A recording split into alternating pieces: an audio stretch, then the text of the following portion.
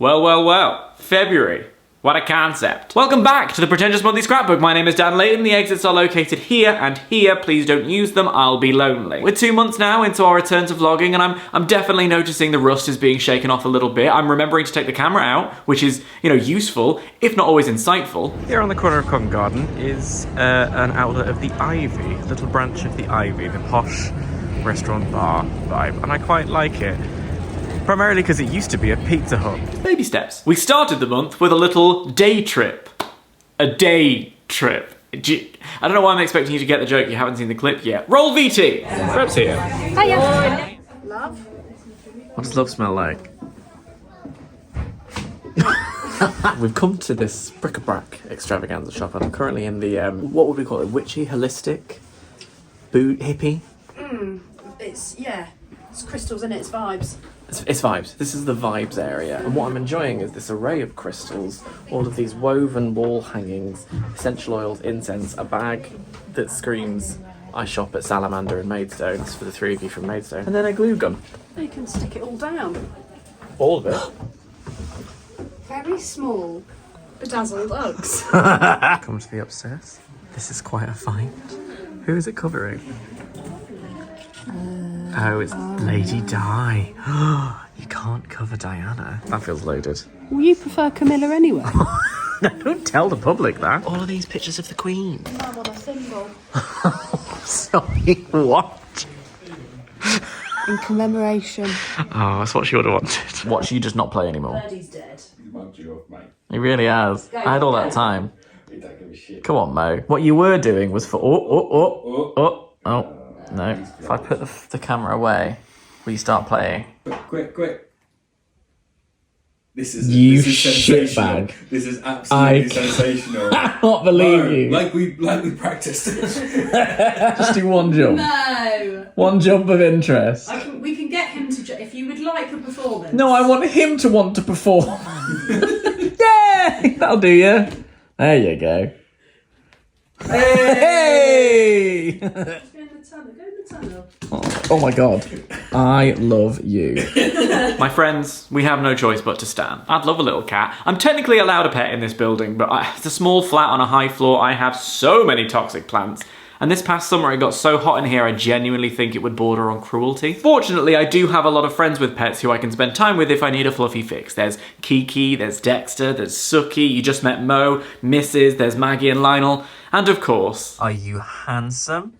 Are you a handsome boy? Oh, you've come to play, have you? We were all sitting so peacefully that I decided to film this piece of art. And you said, time for my close-up, Mr. DeMille. Are you beautiful? I think you're beautiful. Okay, I'll try later. Okay. Oh, I dribbled chicken on myself.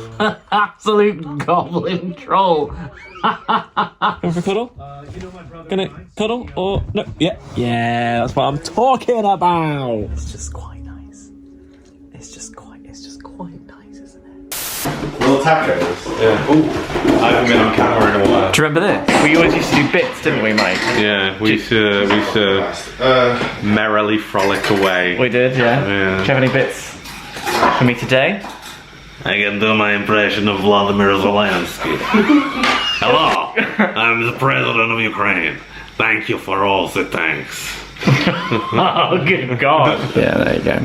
Bon crapetite. So I pulled this today. That is from a £4 pack of Pokemon cards. It's a Camp Moltres. This Pokemon card is worth between £10 and £15. From a packet of Pokemon cards that cost £4, that's pretty impressive. I agree. What else? In our 30s. Fuck off. This is worth like £15. Oh, what's VMAX mean? They've really... It's not your grandma's Pokemon, is it? I'll be completely honest. I'm not sure. Gallade. It's the boy version of Gardevoir. Do you know there are Pokemon that people talk about? Like, which Pokemon would you fuck? And I'm pretty sure there's a bunny rabbit Pokemon that people would fuck. Lopunny? Yeah. I just want to jump in here as editing Dan and clarify, I don't want to fuck Lopunny.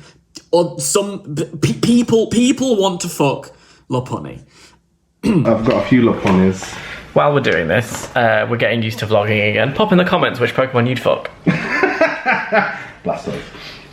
Not pictured there was the absolute Mexican feast that Ryan made. I was too busy gobbling it up to film it, but don't worry, I'll be back. Sometimes when I've been very good, Rosanna takes me to watch AFC Wimbledon play. I realised as the lockdowns were lifting over the past few years that live sport is something that I'd really missed. I didn't really go to as much as I would have liked to in the before times, so I've made a point of going to see as much as I can now.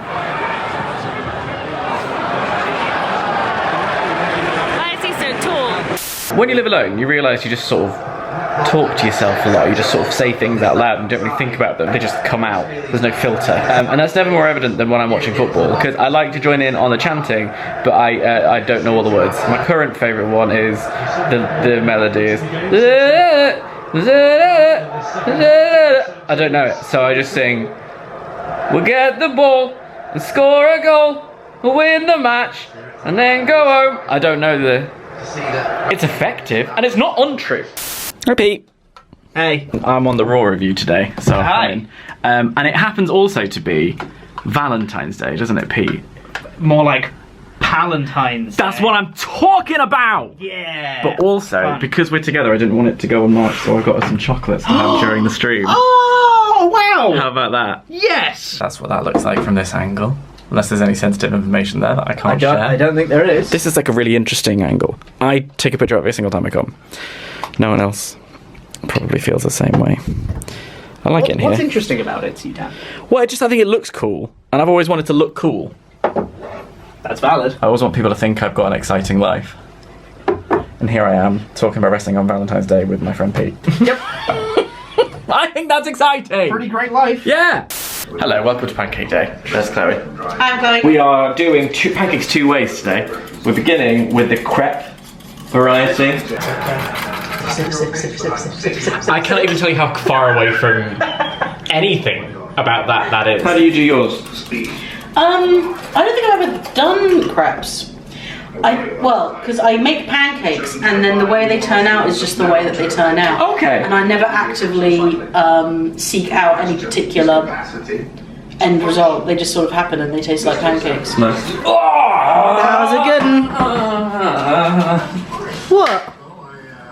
Oh. It went well and I didn't want to ruin it. Oh, I see. So you ran away from it? This is quite genuinely my best batch of pancakes that I've made. We're on to American style for dessert. Got a little, that's whipped cream. Yeah, we have... An array of fruits. Please. We have raspberry. Yeah. Also known as fraise. Fraise. We have blueberry, also known as limon. Strawberry, which is naranja. That's not... And then the lemon is also fraise. I will say, under the cold light of those lights, it's not, you know, a BuzzFeed tasty video, but I can't do it anymore, I lost it. It's been a few years. This is horrible to watch. February also happens to be award season, which means more than a few trips to the pictures. It's illegal. No, it's just the beginning bit. The beginning bit. I'm telling. Wow. This is the bit before the film, when we get settled and we're too warm because we just hurried to get here to make sure we got seats. What do you think the film will be? Like? Small. Sometimes big. Okay. Imagine if they used the full screen like that, like proxemics, like in drama. Don't remember what that means. So I just had a little screening of a very quick sports documentary about grassroots referees, and it was fucking adorable. I had such a nice time, and now I'm sort of bombing it through town to make sure I get home in time to watch my beloved Manchester United. And I just had a moment of being like, oh, I love my job. I love films. I love the fact that I get invited to films. Full stripes. There's a gay sauna behind me, don't worry about it. One of the little things I wanted to do this entire project again for was to document my little moments of gratitude. So this is one of them. I like my job. It's quite nice. It's mental, makes no sense, and I make very little money. But I have a nice time, and I get to see films. Sadly, I wasn't invited to get involved in any of the celebrations this year, but I did enjoy watching the BAFTAs from the comfort of my own home, and indeed, the SAG Awards. But we'll come on to those later, because first I need to tell you about a batch of existentialism that happened as I took a trip back to Maidstone. Every year, I get invited back to my old school to give the Year 13 media students a talk about life as a content creator because they study online media as part of the syllabus, which is still weird. Cool, but weird. Obviously, I can't vlog in the school while the kids are there, so instead, I went down a little bit early and prepared this lovely slideshow for you of important places from my youth. This is the chip shop that I would go to when I had a long lunch break at sixth form. This is the HMV where my high school girlfriend and I had our first kiss in front of the wrestling DVDs. This is the theatre where I fell in love with acting. This is the alternative shop where I bought an array of incense that I simply did not burn. This is where I got my lower back tattoo. It wasn't an estate agent's then. This was our Blockbuster video store, and I don't mean to be that guy, but it makes me genuinely sad every time I walk past it and it's not there anymore. This is a shopping centre that I literally didn't go into a single time in 9 years, and I'm not sure how. This is the Golden Boot, where I think literally everyone in Kent gets their first shoes. It opened in 1790 and is still going strong. It's done so well, in fact, that it's since expanded because this was the nightclub I used to go to. And this is the Lincoln Furniture Warehouse, the big yellow building, St. Peter Street, Maidstone. Except now it's a children's play centre, and that's far less exciting. Giving this talk every year is a really nourishing experience for me, and I mean, I hope it's informative for them. This time on the train back, as I watched the villages and the parishes sort of rattle past and all the topics we talked about in the class were echoing in my head, I got to pondering about what my life would have been like if I'd chosen a different path, because for all the bright lights and the events and the fun that I've had, don't get me wrong, I've had a lot of fun, I'm very grateful for it, this life has been a bit of a chaos ride. Would life have been simpler if I stayed in my hometown? Would I have been happier with a more structured, quiet routine of a life? I think maybe I could have been. When I got back home, I tried vlogging about it, but I couldn't quite get my thoughts together. If you don't believe me, let me tell you that this is a 12-minute long clip where I struggle to finish a single thought in a coherent sentence. It's a monologue of subclauses. Where am I at this stage of my life? And more importantly, where should I be? And I watched an interview with Kelsey Grammer where he said that his grandfather always told him that he should have something to fall back on. And that's interesting because that's what my parents used to say to me. And it comes from a place of care and logic, but our responses to this mantra were diametrically opposite. Kelsey said that he chose not to because, in his words, if I have something to fall back on, I probably will. And that blew my tiny mind because it made me realise that I have spent half of my life chasing my something to fall back on. Right down to the choice of my degree. I'll be honest with you, that's gonna fuck me up.